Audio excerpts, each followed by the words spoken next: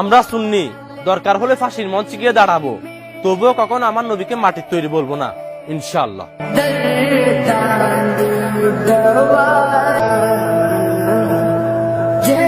কিতা সুন্নি, কিতা ওয়াহাবি, কিতা কিতা আসলে কে লাগাই দিল? এটা কে লাগাই, কি লাগাই দিল? যদি সুন্নি মানে হয় রাসূলুল্লাহ সাল্লাল্লাহু আলাইহি সাল্লামের সুন্নাত ওয়ালা, তো এটাও তো মুমিনের হওয়া দরকার।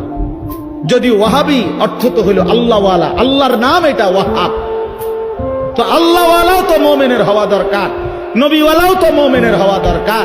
আল্লাহ তো বলছেন ওয়া মান ইউতিল্লাহ ওয়ার রাসূল, আল্লাহর আনুগত্য যে করবে, রাসূলের আনুগত্য যে করবে, তো এক মুমিন তো আল্লাহ ওয়ালাও হওয়া দরকার, নবী ওয়ালাও হওয়া দরকার।